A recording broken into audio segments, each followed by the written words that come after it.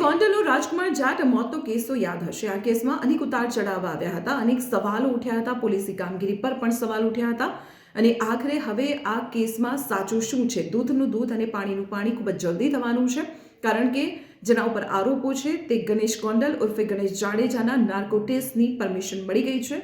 Court દ્વારા permission આપી દેવામાં આવી છે. સુરેન્દ્રનગર એસપી આ સમગ્ર કેસની તપાસ કરી રહ્યા છે અને તેમના દ્વારા કોર્ટમાં આ માંગ કરવામાં આવી હતી નાર્કો ટેસ્ટની અને આખરે કોર્ટે તેની મંજૂરી આપી દીધી છે. જે રાજકુમાર જાટ મૃતક છે તેમના પરિવારજનો દ્વારા નાર્કો ટેસ્ટની માંગ કરવામાં આવી હતી. જે ટ્રાવેલ ચાલક છે તેના પણ નાર્કો ટેસ્ટની મંજૂરી મળી ગઈ છે અને આ સમગ્ર કેસમાં ગણેશ ગોંડલ સહિત 10 લોકોની પૂછપરછ કરવામાં આવી છે. આ કેસમાં એક કાળા કલરની શંકાસ્પદ કારને લઈને પણ સવાલો ઉઠ્યા છે અને નાર્કો ટેસ્ટ દરમિયાન તેમાં ખુલાસા થાય તેવી શક્યતાઓ જોવાઈ રહી છે. જો સમગ્ર કેસની વાત કરવામાં આવે તો 3 માર્ચ 2025ના રોજ એક યુવકનો મૃતદેહ મળી આવ્યો હતો. ખૂબ જ ગંભીર હાલતમાં તેના શરીર પર અનેક ઘા હતા.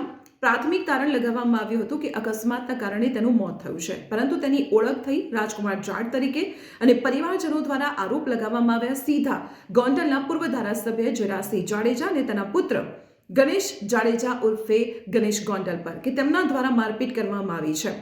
એટલે એ દિશામાં તપાસ હાથ ધરવામાં આવી અને આ તપાસ દરમિયાન જરાસિંહના ઘરના સીસીટીવી જે સામે આવ્યા તેમાં સ્પષ્ટ જોવા મળતું હતું કે અહીં રાજકુમાર જાટ સાથે 7 થી 10 લોકો દ્વારા મારપીટ કરવામાં આવી છે. હવે આ દિશામાં તપાસ થઈ અને આ દરમિયાન સતત જે રાજકુમાર જાટના પરિવારજનો છે તેમના દ્વારા ગણેશ ગોંડલ ઉર્ફે ગણેશ જાડેજા પર અને જરાસિંહ પર પણ આરોપ લગાવવામાં આવ્યા હતા કે તેમણે રાજકુમાર જાટની હત્યા કરી છે, તેની સાથે ક્રૂર મારપીટ કરી છે, તેના કારણે તેનું મોત થયું છે. હવે આ દિશામાં તપાસનો દોર ચાલી રહ્યો છે અને આ દોર હવે અંતિમ તબક્કામાં હોય તેવું કહી શકાય, કારણ કે હવે ગણેશ ગોંડલનો નાર્કો ટેસ્ટ કરવામાં આવશે, જેમાં સમગ્ર કેસમાં આખરે કોણ આરોપી છે, સત્ય શું છે તે સામે આવશે. તો આ સમગ્ર કેસને લઈને પડે પડની અપડેટ જાણવા માટે આપ જોડાયેલા રહો સંદેશ ડિજિટલ સાથે.